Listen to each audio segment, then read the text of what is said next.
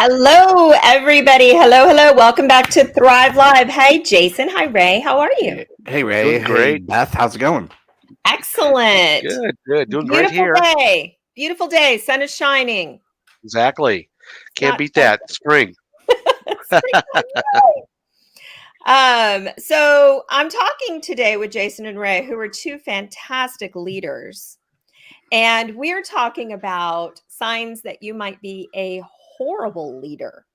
So Yeah, we are. I love This is like a this really topic. great conversation. I'm looking forward to Yeah. this. Yeah. I love this topic. Now, if we're talking about each other, can we have like a code word? Can we call each other like a different name, or are you just gonna like No, call us just out call me. Yeah, you can Yeah. just call. You know, Yeah. if you can just call me out. Yep. I don't care. I'm an open book, as they say. Yeah. So we're talking about, you know, we're talking about, are you a bad leader? And would you know you're a bad leader? And what are bad leaders like? And so we're just going to have a very open conversation about that. And so some of you may have none of these trends, which woohoo, you're a great leader. Some of you may have all of these trends, which basically is not good for you. And you might want to think about changing your style a little bit. So Yeah. this is, and I think Ray and I and Yeah. Beth have probably had every single one of these managers in our career at different times. So I think we're very Yeah. versed in some of these traits. we're very versed in what sucks. So do you want to throw Yeah. up So the true. So you true. want to throw up the Yeah. slide? So we Yeah. have some traits, and maybe just Yeah. put the slide up, and we'll Yep. just start talking to the slide. Yeah. And, Characteristics of a bad leader. yeah. Here we go. So here, and these are just a small sample. Okay. There's a lot of other ones, but so if you don't do a good job in communication, you're indecisive. You Well, don't have. Yeah. here's my Yeah. thought. Go ahead. Let's take each one of them, Yeah. and then let's provide some examples. So for poor communication, which obviously is a stinko one, Yeah. when you have poor communication. So Ray and I used to have a boss, and we had the same boss, and you would email him about something. He would ask for his opinion about something, and it would be like a really complicated potential problem. And then you would give him like a list of options, like here's a list of options 1, 2, and 3. What do you think? What is your opinion on what we should do? And then he would email you back with like a 1 word answer, yes or no. And you would be like, wait a minute. Yeah. Like, I'm Yeah. coming to you as my boss. I Yeah. want you to be aware this Yeah. is the action I'm going to take. And it would be like, yes or no. And you're like, how is this helpful whatsoever? Like, Yeah. and then like you knew that then if you did something without telling him about it, you know who I'm talking about, right? Yeah. And you did something and you didn't tell him about it, then he'd come back at you and be like, why didn't you tell me about this? Because Yeah. every time I tell you about something, you act like I'm an idiot for even asking you, or act like I should be, more empowered to take the action on my own. Yeah. But then you're not going to like the action, and then you're Yeah. going to be all over me about, oh, it was horrible. Now the answer that I loved from that boss was after going through the details like Jason said, providing some options, the response was, do what you think is best. Oh, that's the worst. That means I've checked out completely. I have no interest in what you're saying, and I haven't read your email. Yeah. That's right. Do what you think is best. And then so many times I got scorched because I did what was best in my opinion and my approach, and then he played Monday morning quarterback. It's like, well, why the hell did you do that? Yeah, it was it was awful. Yeah, I mean, to me, he was the worst example of bad communication, because you would communicate with him, he wouldn't communicate, and then he'd come back at you and say that you did something wrong, which was just crazy. Okay, put the slide back up. Yep. The second one's indecisive. And again, this is one where, we use the same example, from before, but as a leader, if you're responsible for a group of employees, you really do need to, let them know kind of what's the direction, which way are we going, what should they be focused on, how to prioritize things, and if you don't do any of that, then you could have 10 people thinking 10 different things are important, versus what Mhm. really is important, and not getting the right things done. And that's another one that's you know, just causes so much confusion, with teams. Yeah, If my you input on indecisive is the one when you go to them and you go, look, we need to do A, B, and C. We need to get this done, and I got a time frame on this. Like, could you, give me your approval on what we need to do? Mhm. And because this is something that I can't approve, this is like a C-suite level approval. And then the person's like, okay, well, yeah, let me see what everybody thinks, and then I'll round back to you. Week later, 2 weeks later, you Yeah. still don't hear anything. You're like, hey, I was waiting for you to. Oh, well, all that. This is a really complicated issue. Let me round back to you. I'm like, look, I can't put marketing off any longer. Like they Yeah, want an yeah, answer. Can you Mhm. please track this down because I can't make the decision. And then you even go so far as to say, like, if it was me, this is a decision I would make. Oh, okay, well, I'll get back to you. It's just like either they're too busy or they don't want to have to take the heat for having a bad decision and then just put it off. That's what just would yeah, I hate about the indecisive one. So, with yeah. someone being indecisive as a leader, what tips would you give them to change that trait in themselves in business? Yeah, I on that one, yeah, I think it's really about looking at the facts, and you're never going to have all the data to make Mhm. a 100% decision that's going to be good. It's looking at the data and talking to your team, and then making a decision and move forward. And then the other part that's important, because you always have folks that are going to question what you did, is document, you know, the the Yeah. information you looked at, who you talked to. Here's why we made the decision, and that way, you've got some cover, Mhm. as a leader, but you've got to make a decision, and not making a decision is a decision. I mean, it really Yes. is. I mean, not making a decision is do whatever you want. I mean, that's Is what you're that telling quiet folks. decision making? Is Yeah, that that's a new one. Quiet decision making, or yeah, or quiet deciding? other terms, Well, I'm lack going to of come at yeah, I'm going to decision come at this making. from an employee perspective. If you have a leader that's indecisive and won't make the decisions for you, really in my mind there's either two reasons. One is they're playing politics, and if they constantly are playing politics and you're not getting an answer, that is going to end up coming back to bite everybody in your organization. And that's just I've seen that happen a million times. And then the other thing, and I don't mean to be somewhat rude about this, is that some leaders who are indecisive because they just don't understand the business. They don't understand the Yeah. facts.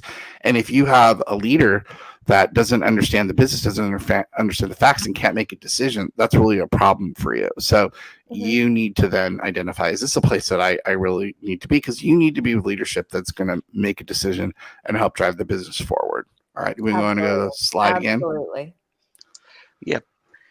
On the poor conflict resolution skills, uh, I think that one really is important. And I saw a interesting presentation last night, at Disrupt Denver around conflict and avoiding conflict, and and really, the good leaders, they don't cause conflict, but they address conflict quickly and efficiently.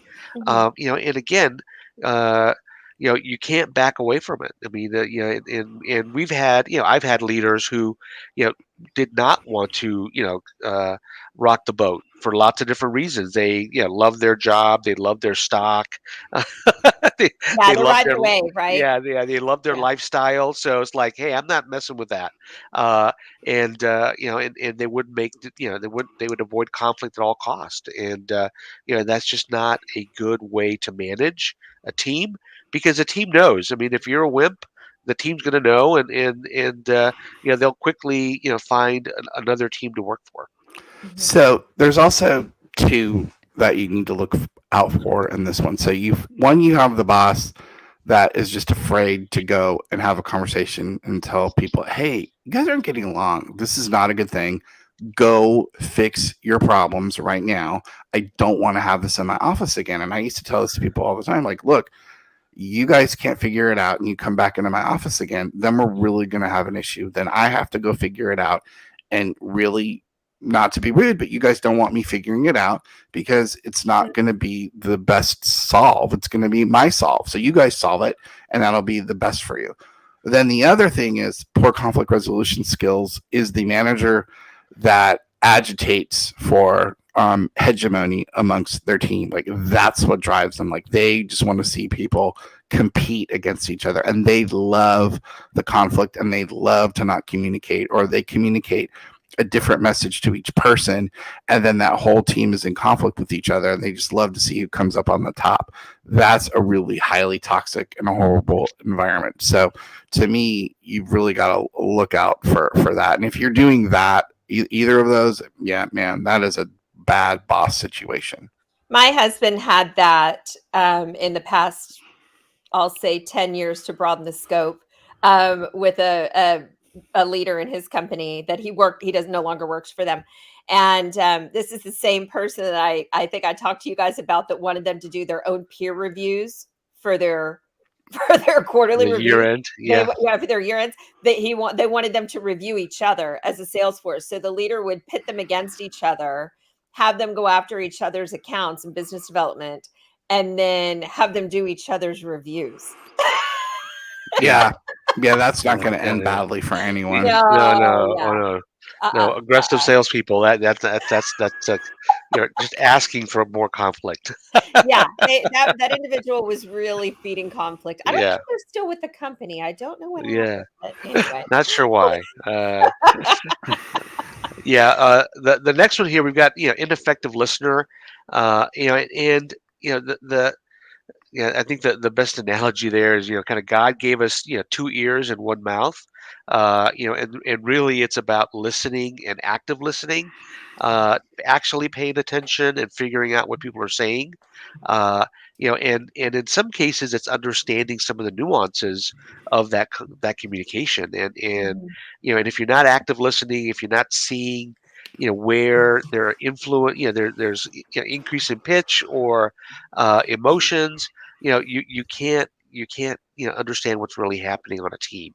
I've been real fortunate, with folks that I've worked with, leaders that have been great, and when we were doing one-on-ones, man, they were zoned in on me. They were not looking at their email, looking at their phone, distracted. And that's really the key, to listening. And if you don't have that, it is so frustrating for employees.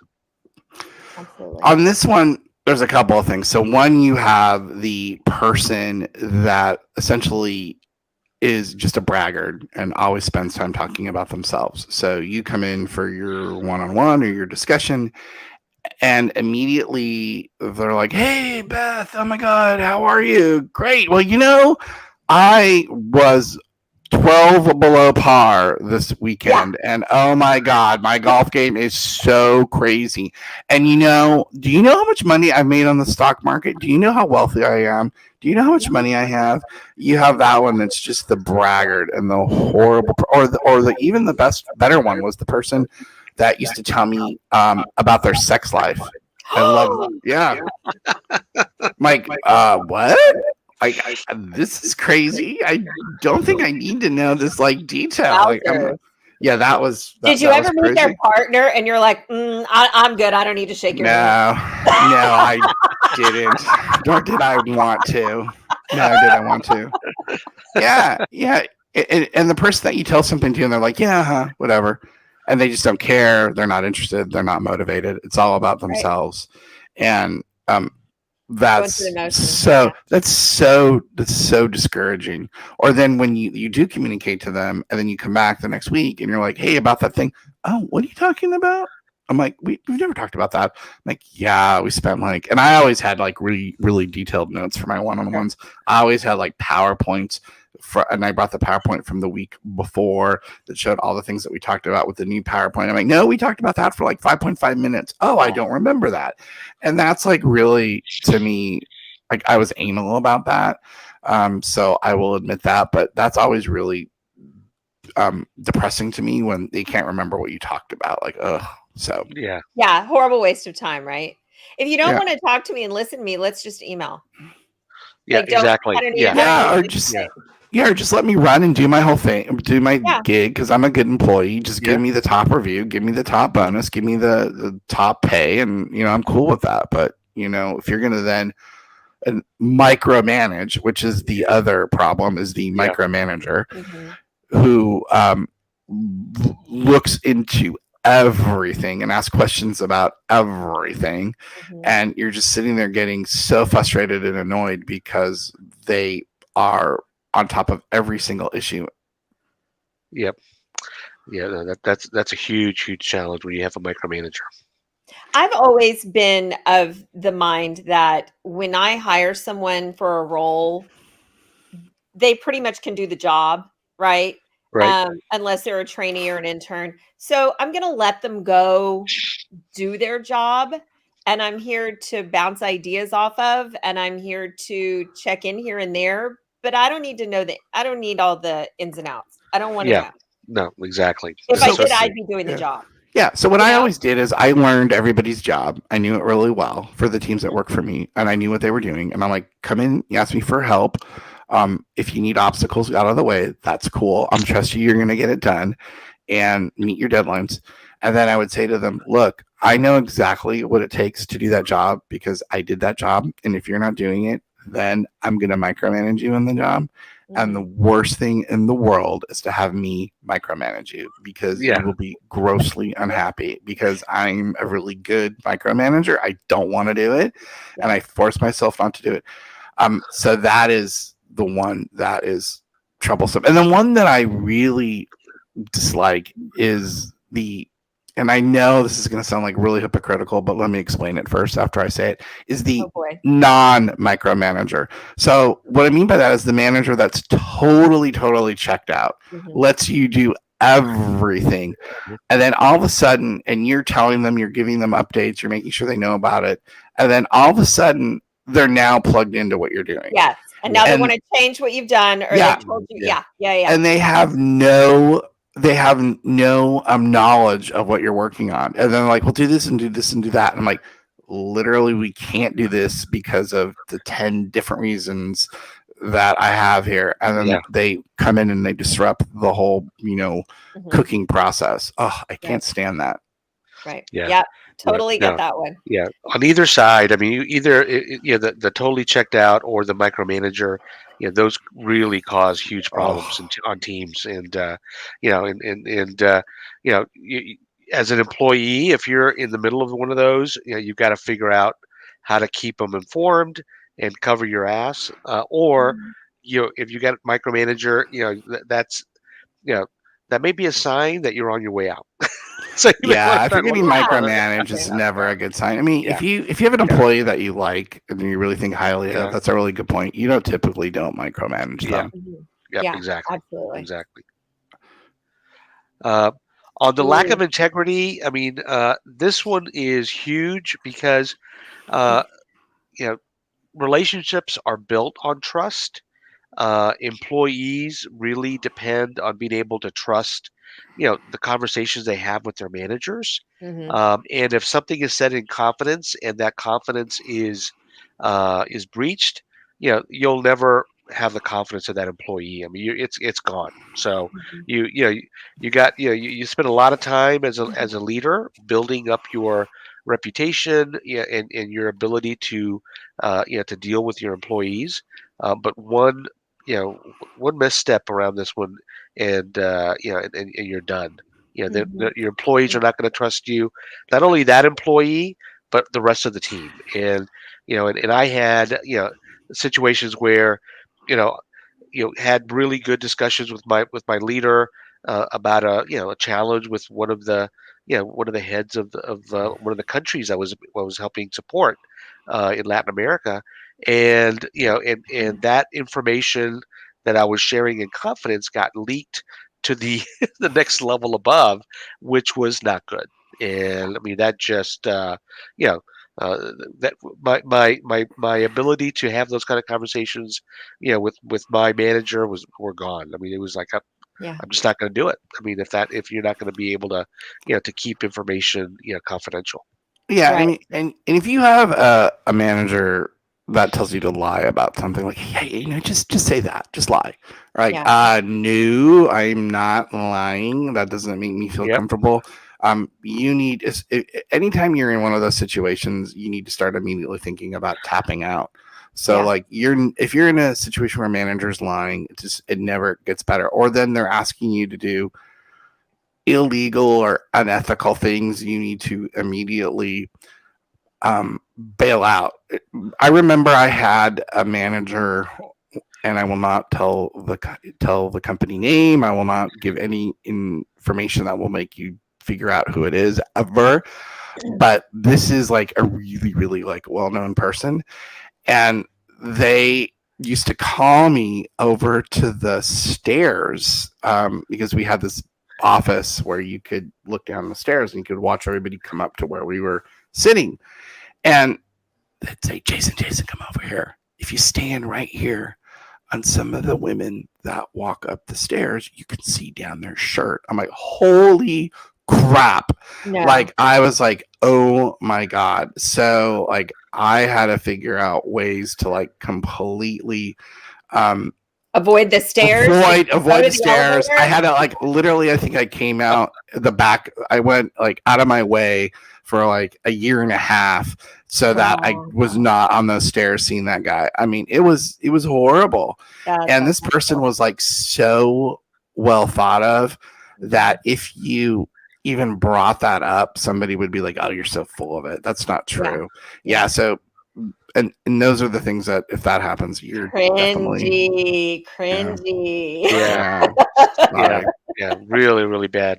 Well, our integrity, I think, is such an important one. I had a I'm a freelancer, right? So I had a company that was hiring me for something, and something came up, and they tried to rope me in with some things that were not on the up and up.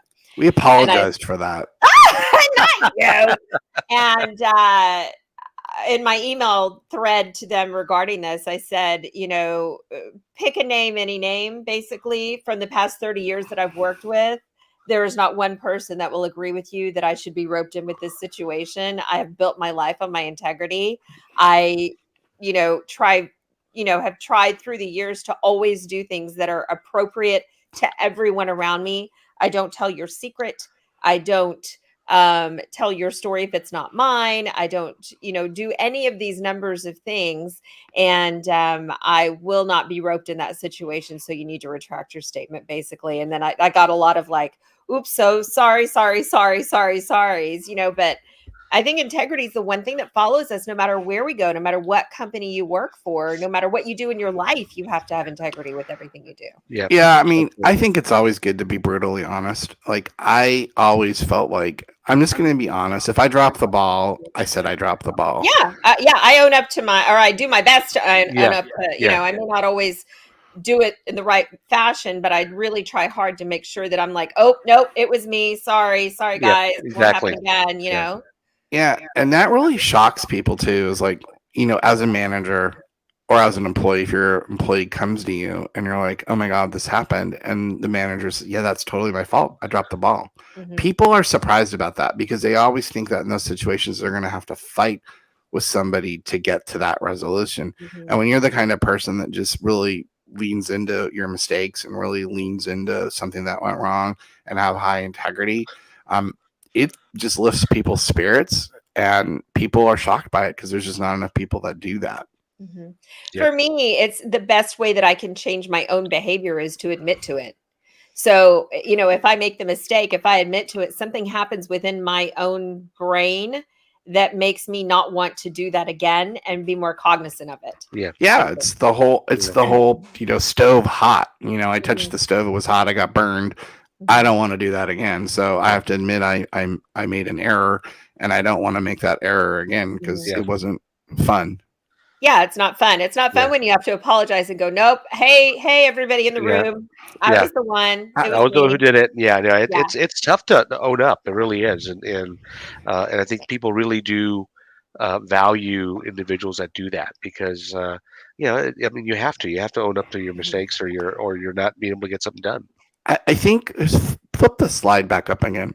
So I think one of the ones that sort of permeates through all of these, it's poor communication, poor conflict resolution skills, ineffective listener. And I also think it's in lack of integrity is the yeller, somebody who loses their temper at you. So a manager who screams and yells. And I think we're getting as a society much more cognizant of those individuals, and that's less tolerant now than it has been in the past. But anybody who yells, anybody who raises their voice Yeah, or uses threat or yeah, intimidation to get something done is just really not appropriate anymore. yeah.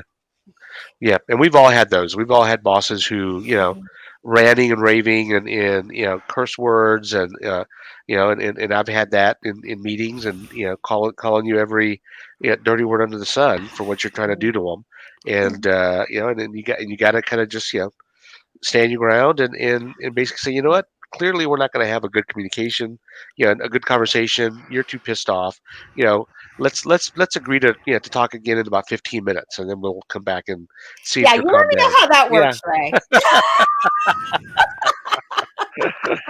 yeah, yeah, yeah, I think it's very difficult in situations like this when you're new to your career or when you don't feel like you have that footing under yourself in order to stand your own ground for things. yep, There's a way to deal with someone who is a yeller, who yeah, is has an over the top emotion, um, and it's hard to get to a point in your life where you feel confident enough to do that. yeah, I think, much younger in my yeah, career and in my life as a professional, I had been around people like that and didn't really have I think, maybe, emotional wherewithal to be able to handle something like that or to yeah, deal with it in the proper way. So let's yeah, talk about some ways that we can, especially if you're new to your career, new to the company, how can you handle something like that? What's the best way to go about that? And if it's a one-off or if it's a yeah, constant, let's talk about those yeah, two. Well, look, I mean, to me, if you're new in your career and you're just starting a job and you don't have a lot of things holding you down, if you're not married and you don't have kids and you don't have a house payment and all sorts of things, and you find yourself in an environment like that, leave. So, young in career, bad environment, and you can leave, go for it. Get out super quick. Now, That would be do you escalate it though as you're leaving? Do you do your exit interview and say, "I'm leaving for this reason"? Is there a point at which you let the company know, "Hey, you've got a hot wire on the other end of this conversation. They need to yeah, be, looked at." I mean, how do well, you I would what do you say, do? if you're gonna, I would say, look, a company that, especially nowadays, it's allowing somebody to behave like that, they've got intrinsic problems. I mean, I think if in your exit interview you want to mention it, that's fine. Go for it and do it. However, if you're young in career, get out because that's a toxic company. There's toxic Mhm, issues, and you're starting out. You don't need to be involved with that. Go somewhere else. You don't have to be the savior of that organization. Go and leave and go do something else. Now, if you want to report it, if you want to take it to the ethics hotline, I encourage you to do that. But at the end of the day, I think it's more important to preserve your sanity and get yourself into a good organization than it is yeah, with being someplace like that. Look, and then I'll tell you, like, one of the, a job that I had for was, later in career that I've had, and I'm not that old at all, but I'm just trying to, not name names. The yeah, person who was in charge would F bomb me, like, about everything they disagreed with. So, like, if they disagree with something that I said, they would drop an F bomb on me. And it was really shocking to me. And it mhm. was like F you. And it wasn't that saying It of it. was It was the directed actual, at you, not just using the word. yeah, it yeah, was yeah, Jason, Yeah, F you. I disagree. And I would be like, really? And so I went right. to that person and I said, look, I said, I don't mind you criticizing me. I don't mind you telling me that you don't like my ideas. Trust me, I'm a big boy, but I'm not in a situation where I appreciate the F bombs. Can you Mhm, stop? And he's like, well, I'm just very passionate, and that's why I do it. And I go, well, that doesn't work for me. It doesn't work for a lot of people. And so I had that conversation with that individual, and we shortly after that agreed to part ways because that's how they operate. That's how they were, and Yeah. they weren't going to change. And so I brought it up, but it had zero impact on that individual. Yeah, and I think going back to some of your comments, Beth. Do you talk about it as you're leaving the company? A lot of it depends on your industry. I mean, Yeah. if you're in an industry where there's only two or three major employers, the likelihood is you're going to be bouncing back to this employer, and you Mhm. don't want to burn your bridges. Uh, you know, so a lot of it is just kind of situational. But I think if you are younger in career, even if you've got responsibilities, payments, whatever, uh, you know, plan your exit because Mhm. it's not going to get better. More than likely, it's only going to get worse. And and clearly in those organizations, the only way you get ahead is by berating people, and that's just Mhm. not an environment you want to be in. That's going to be good for your sanity, for your stress, for a lot of things. And and that's just get out, find something else, and get out quick. And if that manager is doing that to you, it's not the first time. No, They're no, well known. I'd been in a situation, 25 years ago where I reported someone for something that needed to be reported. It was over the top. And they said, that's just him. That's how he is. yeah, yeah, And yeah, I'm just like, are you kidding me? This yeah, is yeah, highly unacceptable. I, And it I wasn't a small thing. It was a thing that makes a lot of news now. yeah, So, I couldn't, and they're like, do he likes the ladies, and yeah, it's yeah, like, are you kidding? Yeah, I mean, we need to do a whole show, an entire show on that one tagline. Oh, that's just how they are. So Yeah, we need to say that is not a comment that should be said anymore in ever, business. ever. yeah, That should be, retired, with Yeah. the horse and buggy. We just yeah, can't Absolutely. say that anymore. It's just not something that's appropriate. I hate that comment. Well, okay, well, that's how they are, but you know what? A lot of people do things and they can't They're do them great at because their that's how they job. are. That's just how yeah, they are, yeah, Sorry. Right, right, right. Yeah, yeah, yeah, yeah. That's it. yeah, That screams liability to me. All right, yeah, exactly. what's the next one? Resistance to change. Is it resistance to change? Yeah, Lack of that's care. another one. Yeah, Well, we've always done it this way here. yeah, yeah. We don't believe in tools. We don't believe in technology or ways to make things better. We like paper and pencil.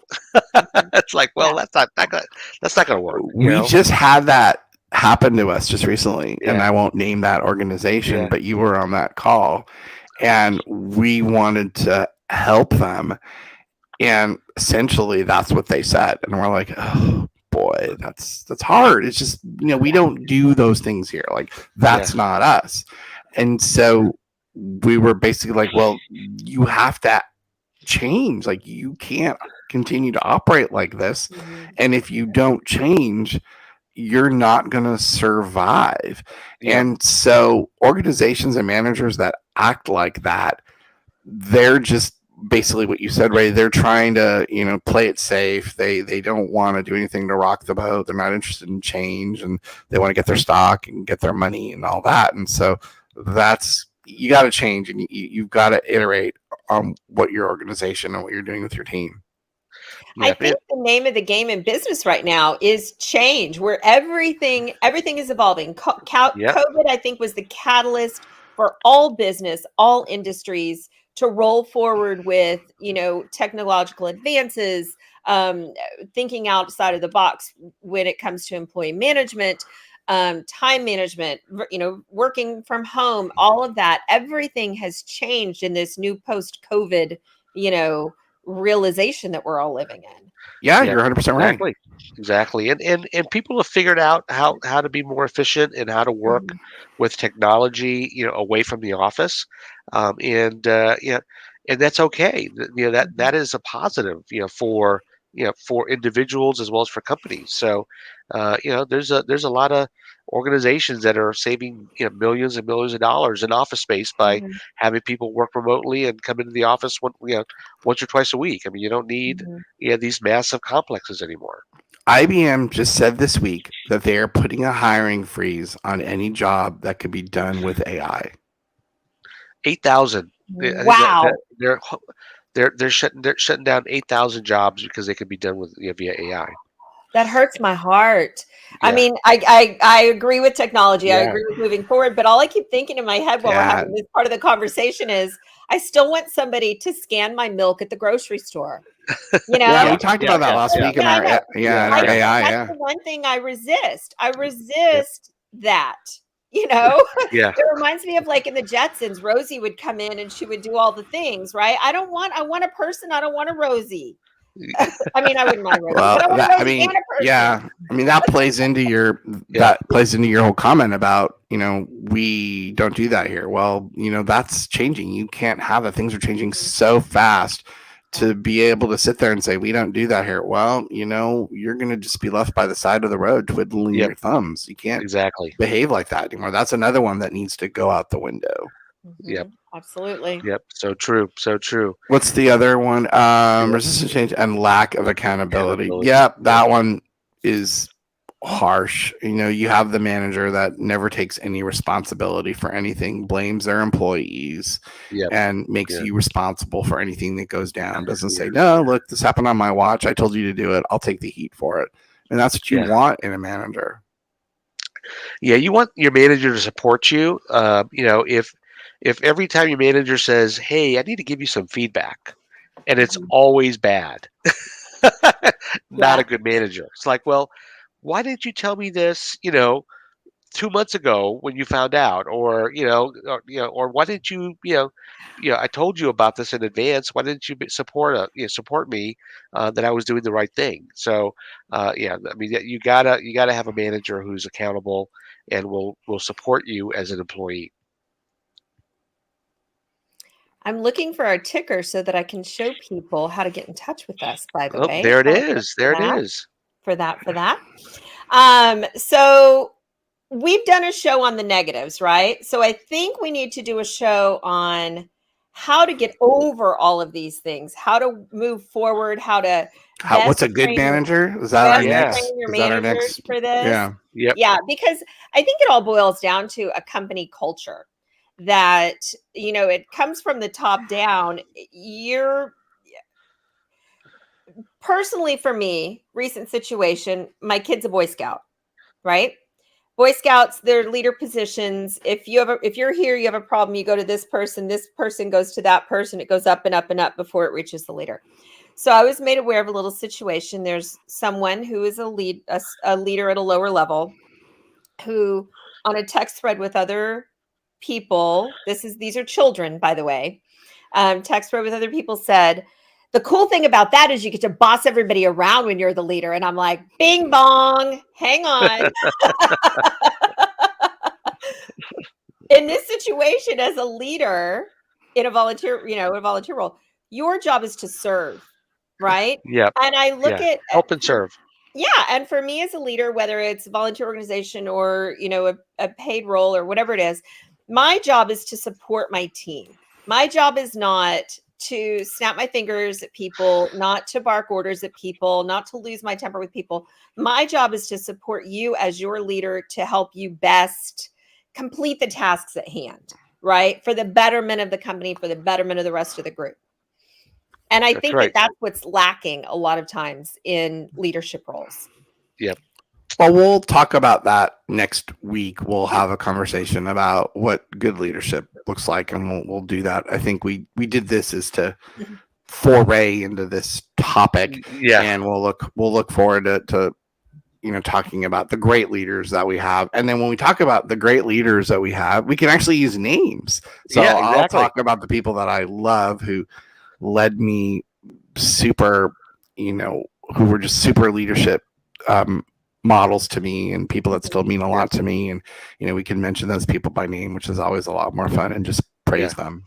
And not only that, Thrive HR has an award that we're giving out. We have Yes, we do. several That's coming awards up. We're going to giving have out an for award ceremony. Yep. Yep, we do. We're Yeah. rolling out our award program this month. We'll be sending out emails to folks to nominate people. Nominate your pick.